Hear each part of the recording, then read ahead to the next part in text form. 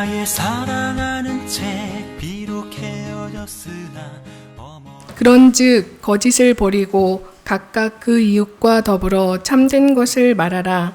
이는 우리가 서로 지체가 됨이라.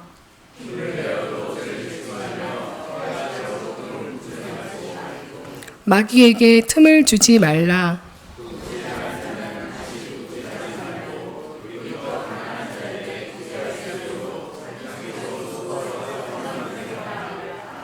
무릇 더러운 말은 너희 입 밖에도 내지 말고 오직 덕을 세우는데 소용되는 대로 선한 말을 하여 듣는 자들에게 은혜를 끼치게 하라.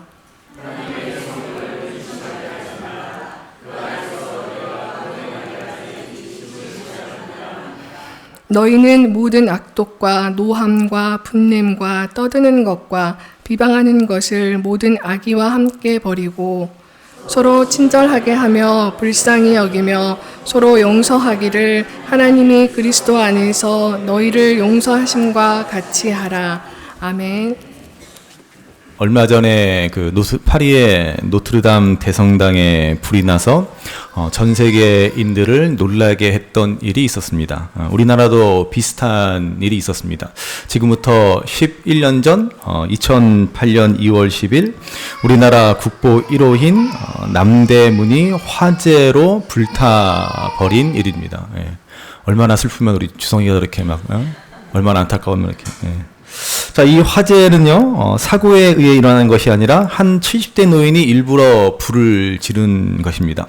그런데 그 이유가 우리 온 국민을 경악하게 만들었습니다. 자신의 땅을 정부가 제대로 보상해주지 않는다며 이에 불만을 품고 국가의 보물인 남대문에 불을 질러버린 것입니다. 예. 분노를 주체하지 못해 일으킨 정말로 어처구니 없는 일이 아닐 수 없습니다. 예. 우리 주변에서는요, 이렇게 분노를 참지 못하고 그 화를 주체하지 못해서 씻을 수 없는 그러한 상처와 비극적인 사건이 종종 일어납니다. 작년 말에도 우리 사회를 떠들썩하게 했던 강서구의 PC방 살인 사건도 있었고요. 얼마 전에는 서울 중랑구에서 이 30대 딸이 부모님의 잔소리에 못 이겨 자기 몸에 불을 질러 분신을 한 사건도 있었습니다. 예. 또 경남 양산에서는 아내가 좀 술 좀 그만 마시라는 잔소리가 듣기 싫다고 또 역시 휘발유를 자기 몸에 끼얹어서 분신 자살을 한 일도 있었습니다. 자, 이러한 일은 너무나도 비일비재하게 일어납니다. 그래서 인터넷 검색창에 홧김에라고 검색하면은 홧김에 일어난 사건 사고들이 줄줄이 나옵니다. 예, 얼마 전에 자신의 친형이 돈을 안 빌려준다고 친형을 무참하게 살해한 사건, 예, 남자친구와 다투다가 홧김에 바다에 뛰어든 여자친구, 예, 친형과 말다툼을 벌이고 나서 홧김에 자신이 세운 양계장에 불을 지른 남성, 아파트 윗집에 쿵쿵거리는 층간 소음을 못 견뎌서 홧김에 그 윗집에다가 체류탄이 아니라 화염병을 만들어서 던진 사건, 등등 하여튼 홧김에 화를 주체하지 못해서 이렇게 일어나는 끔찍한 일들이 너무나 우리 주위에 많이 일어납니다. 대검찰청 통계에 따르면요, 우리나라에서 한 해 동안 홧김에 화가 나서 일어나는 우발적 살인 사건이 약 500여 건 정도 된다라고 합니다.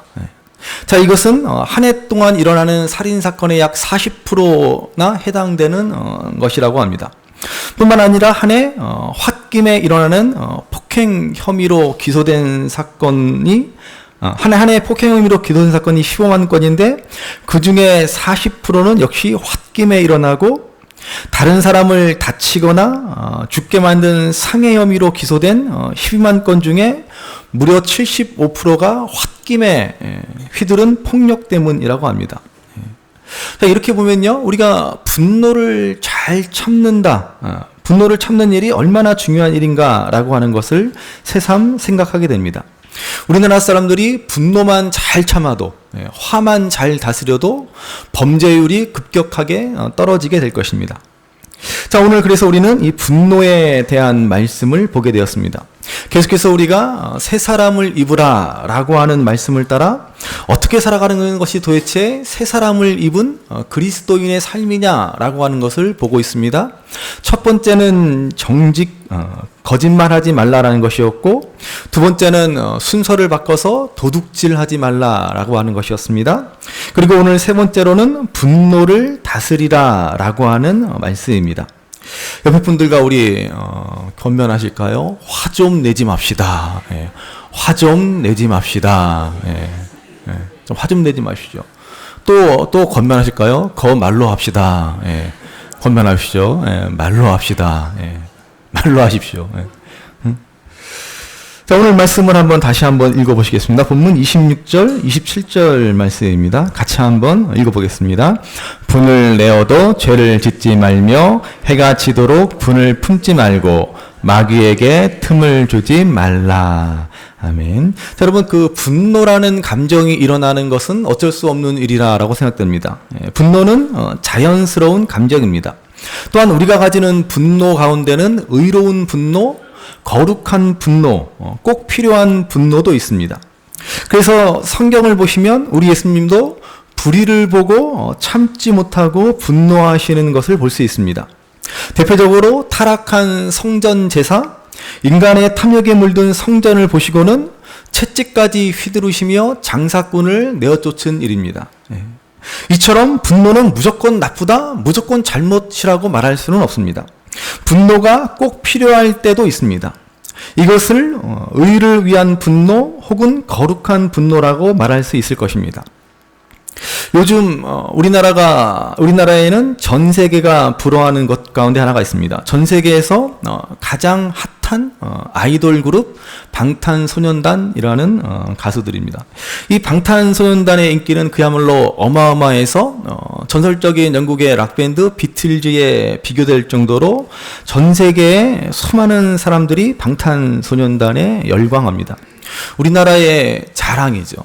제 개인적으로는 좀 방탄소년단은 군대에 좀 면제 좀 시켰으면 좋겠다, 뭐 그런 생각도 듭니다.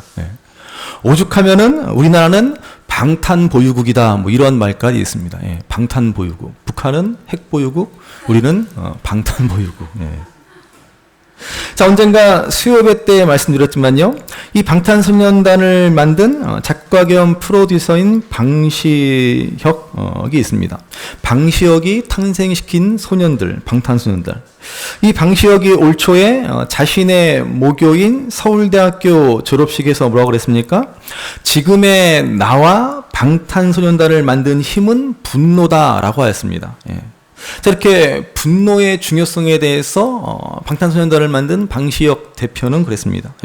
생긴 것도 화를 잘 내게 생겼어요. 그렇습니다. 그는 부조리와 맞서 분노하고 싸우라라고 했습니다. 그래야만 문제가 해결되고 그래야 세상은 변화될 수 있다라고 그랬습니다. 때로는 여러분, 분노하는 것이 필요하다는 말입니다. 의로운 분노, 거룩한 분노, 이것이 우리의 신앙생활을 바르게 잡아주고 또 세상을 변화시키는 힘이 될 수 있습니다. 그러므로 분노는 자연스러운 것이고 꼭 필요한 것이기도 합니다. 분노하는 것 자체가 잘못이다라고 말할 수는 없습니다. 그러나 이 분노가 잘 다스려지지 못할 때 분노는 자칫 끔찍한 죄악으로, 끔찍한 비극으로 흐를 수 있습니다. 성경을 보면 분노를 다스리지 못해서 끔찍한 죄를 저지른 대표적인 사람이 등장합니다. 그는 바로 인류 최초의 살인을 저지른 가인입니다. 잘 아시는 대로 가인은 그 동생 아벨을 그만 죽이고 말았습니다. 자, 그런데 그 이유가 좀 황당합니다. 하나님이 가인의 제사는 받지 않으시고 아벨의 제사만 받으셨기 때문에 이에 가인은 분노하여 동생 아벨을 죽이고 말았습니다. 하나님이 제사를 안 받으셨으면 하나님을 원망하고 하나님한테 따질 것이지 왜 동생을 죽입니까? 도대체 하나님은 왜 가인의 제사는 받지 않으시고 아벨의 제사만 받으셨을까요? 성경에는 그 구체적인 이유에 대해서 말해주지 않습니다. 그러나 확실한 건 분명히 가인이 뭔가 잘못했기 때문에 하나님이 그의 제사를 받지 않으시고 아벨의 제사만 받으셨다라는 것입니다. 자, 그러면 도대체 가인은 뭘 잘못했겠습니까? 예. 자, 이에 대해서요, 대체로 두 가지로 설명하는데요. 예, 잘 들어보십시오. 잘 들어보라고 알람이 울리고 있어요. 잘 들어보십시오. 첫 번째로요, 제일 보편적으로 많이 설명되는 이유는 가인은 곡식으로 제사를 드렸지만 아벨은 동물을 잡아 피로 드리는 제사였기 때문이다라는 것입니다. 자, 구약에 나오는 제사법대로 하나님은 동물의 희생으로 드리는 피의 제사를 받으신다는 것입니다. 많은 분들이 이렇게 해석하고 이렇게 설명하지만 이것은 잘못된 해석입니다. 가인과 아벨은 이스라엘 백성들이 하나님이 주신 율법을 따라 동물을 잡아 피 흘리는 제사를 드리기 훨씬 이전에 제사를 드렸기 때문입니다. 구약의 제사법이 만들어지기 이전에 그들은 제사를 드린 것입니다. 그래서 구약의 제사법을 가인과 아벨에게 이렇게 일방적으로 적용하는 것은 무리가 있습니다. 게다가 구약의 제사법에도 곡식으로 드리는 제사도 있습니다. 이 해석은 그럴듯해서 많은 목사님들이 그저 쉽게 애용하는 해석이지만 그것은 잘못된 해석입니다. 이 더 타당성 있는 해석은 이것입니다. 아벨이 제사를 드리는 장면을 보면 창세기의 말씀에서 이렇게 말씀합니다. 우리 창세기 4장 4절 말씀 우리 같이 한번 읽어보시겠습니다.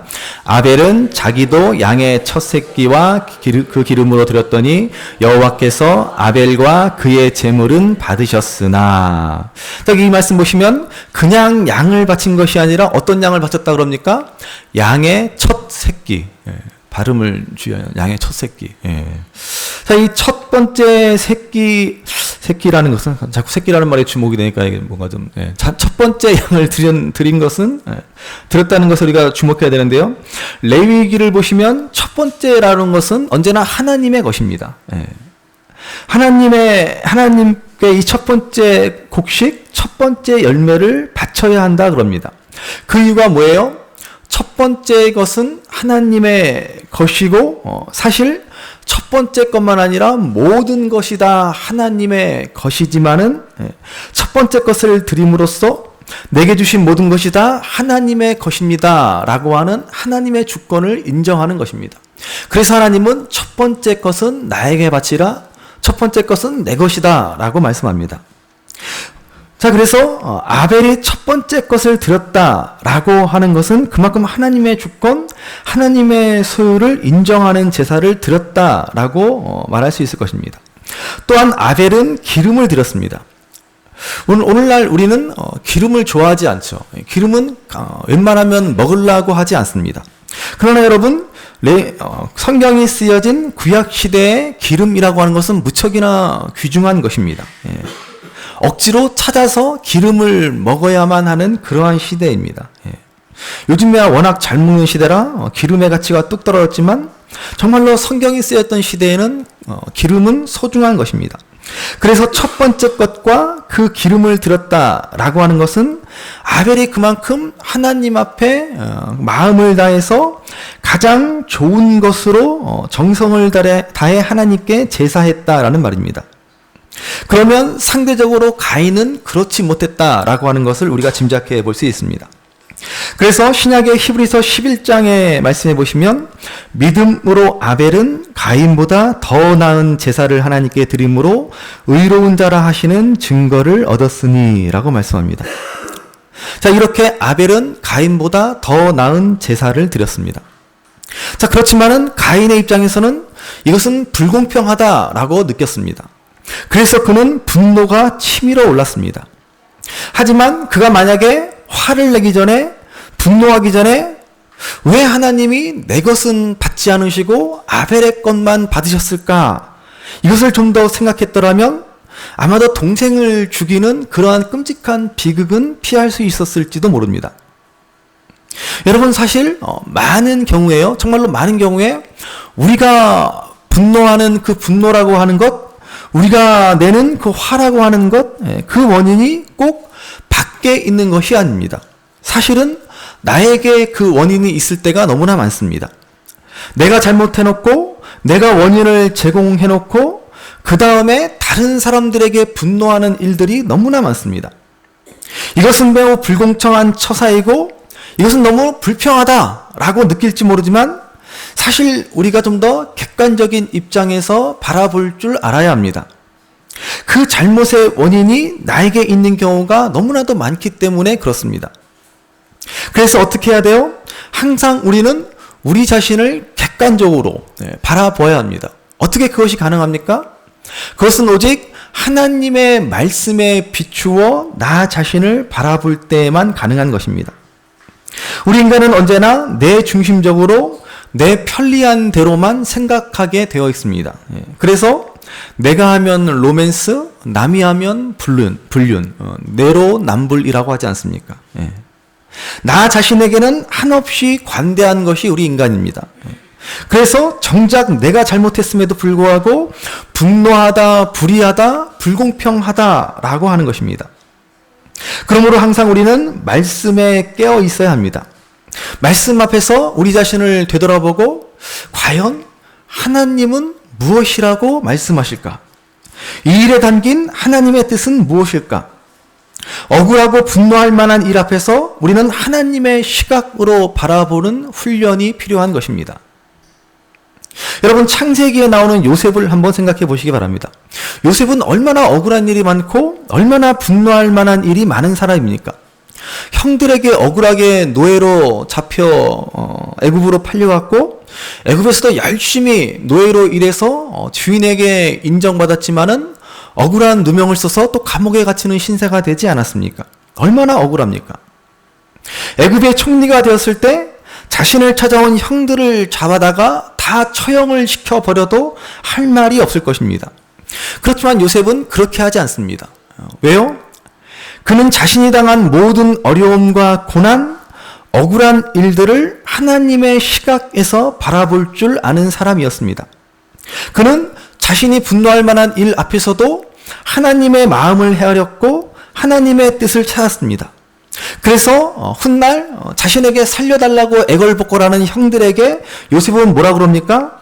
창세기 50장 20절에서 21절 말씀을 한번 보시기 바랍니다. 같이 한번 읽어보겠습니다. 당신들은 나를 해하려 하였으나 하나님은 그것을 선으로 바꾸사 오늘과 같이 많은 백성의 생명을 구원하게 하시려 하셨나니 당신들은 두려워하지 마소서 내가 당신들과 당신들의 자녀를 기르리이다. 아멘. 너무나 귀한 고백입니다. 요셉은 자신이 당한 그 억울한 일, 그 불의와 부조리 가운데서 분노하거나 원망하거나 복수하려 들지 않았습니다. 거기에서 그는 하나님의 뜻을 생각하고 하나님의 뜻을 찾고 구하였습니다. 그리고 그 안에서 하나님의 놀라운 구원 계획을 발견했던 것입니다. 그래서 그는 마침내 형들을 용서하고 관용을 베풀 수 있었습니다. 그러나 창세기에 나오는 가인은 그렇게 하지 못했습니다. 그는 분노의 감정을 극복하지 못했고 분노를 다스리지 못했고 그 분노를 하나님의 시각에서 하나님의 입장에서 좀 더 정확하게 바라보지 못했습니다. 결국 그는 그 분노를 주체하지 못하고 말았습니다. 이러한 가인을 향해서 하나님은 뭐라고 말씀하십니까? 창세기 4장 7절 말씀해 보시면 하나님은 가인을 향해 이렇게 말씀하십니다. 같이 읽습니다. 내가 선을 행하면 어찌 낫을 들지 못하겠느냐? 선을 행하지 아니하면 죄가 문에 엎드려 있느니라. 죄가 너를 원하나 너는 죄를 다스릴지니라. 아멘. 자, 가인의 솟구치는 그 분노를 하나님은 아스리고 뭐라 그러십니까? 너는 지금 죄의 길로 치닫고 있다. 너는 지금 죄를 지으려고 하고 있다. 너는 지금 죄를 원하나 죄를 다스려야 한다라고 경고하고 계십니다. 자, 분노는 생길 수 있습니다. 분노는 너무나 자연스러운 감정입니다. 중요한 것은 그 분노가 일어날 때 우리는 그로 말미암아 죄를 짓지 않도록 해야 한다는 말씀입니다. 분노가 일어나서 죄의 소원이 우리에게 생겨나지만 그 죄를 다스려야 한다라고 하는 것이 성경의 가르침입니다. 그래서 오늘 본문 에베소서 4장 26절 말씀은 분을 내어도 죄를 짓지 말며 이렇게 말씀합니다. 화가 나는 것은 어쩔 수 없지만 죄를 지어서는 안 된다는 말입니다. 그 분노를 표출해서 악한 행동을 하지 말라는 말씀입니다. 그리고 그 다음에는 해가 질 때까지 분을 품지 말라 이렇게 말씀합니다. 자, 이 말씀은 분노를 오래 품지 말고 분노의 감정을 지속하지 말라는 말입니다. 계속해서 곱씹고 또 곱씹어서 그 분노의 감정을 더욱더 증폭시켜서는 안 된다라고 하는 것입니다. 우리는 그렇게 하지 않죠. 분노할 일이 생겨나면 어떻게 돼요? 계속해서 분노를 더욱더 곱씹어서 그 분노를 더 크게 만듭니다. 한 가지로 서운하면 옛날 것까지도 다 끄집어내서 이것도 서운하고 저것도 서운하고 그냥 다 이것저것 서운해서 더 막 크게 분노하고 심지어 잘못한 것도 아닌데 그것도 억지로 나쁘게 생각해서 더 분노하고 싶어하는 것이 우리들의 죄된 본성입니다. 그러지 말라고 말씀하는 것입니다. 그날의 분노는 그날로 끝내야 한다. 그 분노의 감정을 계속 품고 있고 확대시키려 하지 말라는 말씀입니다. 우리는 이렇게 분노의 감정을 다스려야 합니다. 죄로 이어지지 않도록 해야 한다는 것입니다. 그러면 왜 이처럼 성경은 분노에 대해서 경고합니까? 물론 분노는 끔찍한 죄야, 끔찍한 비극을 초래할 수 있고 다른 사람들에게 매우 안 좋은 영향을 끼칠 수 있게 되지만은 1차적인 피해자는 무엇보다도 나 자신이기 때문에 그렇습니다. 여러분 반드시 명심히 하셔야 됩니다. 우리가 화를 참지 못하고 우리가 분노하면 첫 번째 피해자는 바로 나 자신입니다. 제가 지난 주중에도 새벽 기도에 나가려고 이렇게 봤더니 우리 집사람이 그 와이셔츠를 치워놨더라고요. 그래서 막 와이셔츠가 없는 거예요. 그래서 내가 얼마나 화가 나던지 막 내 그 새벽에 막 어유를 그냥 한 100번을 했나 봐요. 아마 윗집에서 그냥 아랫집에 무슨 일이 있나 뭐 가끔 막 그냥 너무 화가 나가지고 전화 걸었고 도대체 와이셔츠를 어디다 치웠냐고 막 그러려다가 또 너무 새벽인지라 그냥 참고 낮에 전화를 했습니다. 그랬더니 우리 집사람이 그것 때문에 전화했냐고. 그러면서 제가 본전도 못 차고 도리어 역공을 당하고 말았습니다. 그래서 제가 그 전화를 끊고 나서 내가 이렇게 옹졸한 사람이었구나. 얼마나 참 후회가 되던지 하여튼 여러분 분노하는 일에 대해서요 성경은 무심하는 우리에게 경고를 주고 있습니다. 대표적으로 예수님은 산상수훈을 통해서 이렇게 말씀하시죠. 마태복음 5장 22절 같이 한번 읽어보시겠습니다. 나는 너희에게 이르노니 형제에게 노하는 자마다 심판을 받게 되고 형제를 대하여 나가라 하는 자는 공회에 잡혀가게 되고 미련한 놈이라 하는 자는 지옥불에 들어가게 되리라. 너무나 우리에게 엄중한 경고의 말씀입니다. 이 말씀은 살인하지 말라라고 하는 십계명의 교훈에서 비롯된 말씀입니다. 그러니까는 계속해서 우리가 세 사람에 관한 교훈을 지금까지 생각해 보면은 다 십계명과 연관된 교훈입니다. 첫 시간에 정직에 관한 교훈은 거짓말하지 말라라고 하는 9계명에 관한 교훈이고 두 번째 도둑질하지 말라라고 하는 교훈은 8계명입니다. 그리고 오늘 분노하지 말라라고 하는 교훈은 사실은 6계명에 해당하는 교훈입니다. 예수님은 형제에게 노하는 것도 살인에 해당하는 일이라고 엄히 말씀하십니다. 앞에서도 보았지만은 분노가 실제적으로 살인으로 이어지는 경우가 발생하기도 합니다. 물론 보통의 경우, 정상적인 경우에 분노가 살인으로 이어지는 경우는 거의 없습니다. 그러나 중심을 보시는 하나님 앞에서는 사람의 목숨을 빼앗는 일이나 사람에게 분노를 표출하는 일이나 심한 욕설을 하는 것은 동일한 수준의 범죄다라는 것입니다. 산상수훈의 말씀에 따르면 이것은 다 지옥불에 떨어질 만한 일입니다. 여러분 왜 이처럼 예수님은 분노하는 것에 대해서 강하게 금지하십니까? 한마디로 하나님의 사랑하는 우리 자녀들이 분노로 인해서 죽어가지 않도록 하시기 위해서입니다. 누구나 억울한 일을 당하거나 속상할 때 화가 나게 마련입니다. 분노의 무서운 점은 그 분노를 그냥 그대로 방치해버리면은 아무리 훌륭한 사람이라도 그 분노에 의해서 잡아먹혀버리기 때문에 그렇습니다. 밖으로 드러내지 않고 마음에 품고 있는 분노일지라도 인간의 인격과 삶을 파괴하는 무시무시한 힘이 그 속에 있습니다. 모든 에너지가 분노를 유지하는 데 들어갑니다. 그러므로 여러분 반드시 기억하셔야 됩니다. 분노의 가장 큰 피해자는 나 자신입니다. 그런데 나의 분노에 의해서 나 자신이 파괴되어 간다라고 하는 것을 잘 알지 못합니다. 이것이 분노의 가장 무서운 점입니다. 예전에도 제가 언젠가 한번 말씀드린 것 같은데, 잘 아는 목사님이 되기 전에 자그마한 사업을 해서 꽤 큰 돈을 벌었습니다. 그리고 사업을 정리하고 신학을 했고 미국으로 유학까지 갔습니다. 미국 교회에 가서 아는 사람 하나 없는 그곳에서 한인교회에서 아주 친절한 장로님을 한 분 만났습니다. 그분에게 정말로 많은 도움을 받았습니다. 그러나 왜 슬픈 예감은 틀리지 않은 것일까요? 이 목사님은 그 장로님에게 사기를 당해서 가진 돈을 모두 다 날려버리고 말았습니다. 그때부터 이 목사님은 그 배신, 자기가 잃어버린 그 돈, 그 생각에 잠 못 이루며 몸서리를 쳤습니다. 몰골이 그야말로 말이 아니었습니다. 사람 꼴이 그야말로 사는 게 아니었습니다. 그때 그 목사님의 귓가를 스치는 한마디가 있었습니다. 그러니까 내가 용서하랬잖아. 이 목사님은 그 소리를 하나님의 음성으로 들었습니다. 그러니까 내가 용서하라 그랬잖아. 이 소리에 정신이 퍼뜩 들어서 거울을 본 자신의 모습에 소스라치게 놀랐습니다.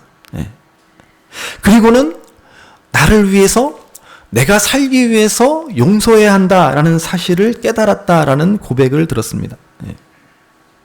여러분, 그렇습니다. 그래서 성경은 수차례 우리에게 당부하기를 악을 악으로 갚지 말라라고 하는 것입니다.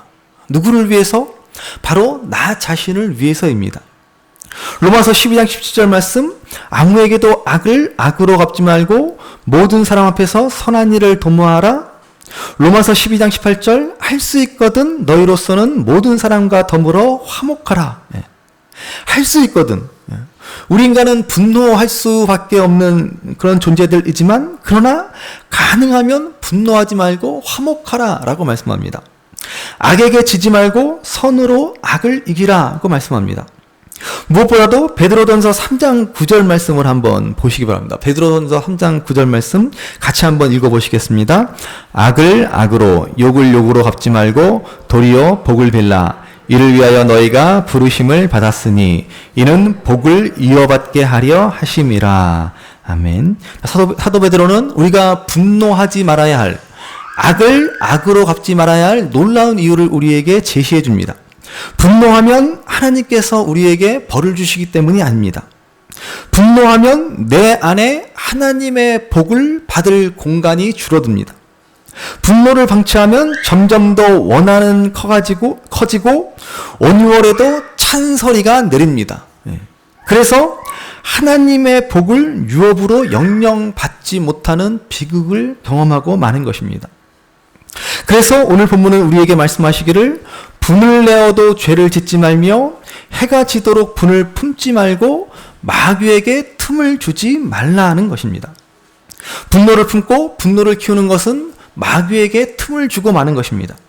내 마음에 틈을 비집고 분노를 틈타서 마귀가 들어와서 우리 안에 더욱더 자리를 넓히고 결국 내가 믿음 안에 온전히 서지 못하게 만들고 지옥불에 떨어지는 결과를 만들어버리고 마는 것입니다. 그러므로 우리가 이 분노를 극복하는 길은 오직 하나, 성령의 인도함을 받는 것이다 라는 것을 명심해야 할 것입니다. 그래서 새 사람을 입는 것은 성령 충만함을 입는 것이고, 그렇지 않으면 오늘 본문 30절의 말씀처럼 성령을 근심하게 하는 일이 되고 마는 것입니다. 성령께서 우리에게 역사하시어 하나님의 마음을 알게 하시고 하나님의 말씀을 깨닫게 하십니다. 우리는 성령의 인도하심에 귀를 기울여야 하고 그 뜻에 온전히 순종하는 삶을 살아야 합니다. 이것이 바로 성령 충만한 삶입니다. 그래서 우리는 늘 말씀과 기도를 강조하는 것입니다. 말씀과 기도를 통해서 성령 충만함을 입으라는 것입니다. 성령께서 내게 역사하셔서 하나님의 말씀을 밝히 알고 그 말씀을 따라 살고자 하는 간절한 소원, 간절한 열망, 그것이 바로 성령 충만이라고 제가 말씀드렸습니다. 무슨 방언을 하고 어디 가서 희한한 이적을 경험하고 치유를 경험하고 그런 것만이 성령 충만이 아닙니다. 진정한 성령 충만은 하나님 뜻대로 살고 싶습니다. 하나님이 원하는 삶을 살고 싶습니다라고 하는 간절한 열망에 사로잡히는 것, 내 마음이 정말로 뜨거워지는 것, 그것이 정말로 성령 충만입니다. 그러므로 우리가 분노를 해소하는 가장 좋은 성서적 방법은 바로 성령 충만입니다. 이것을 위해서 우리는 기도와 말씀에 더욱더 힘써야 한다는 것입니다. 여러분, 너무너무 화가 치밀어 오르는 일이 있으십니까? 그러면 그 분노의 감정을 가지고 그것을 그냥 꼭꼭 누르지 마시고 하나님 앞으로 가지고 나아오시기 바랍니다. 하나님 앞에 그 모든 분노를 털어 놓으시기 바랍니다. 시편을 보십시오.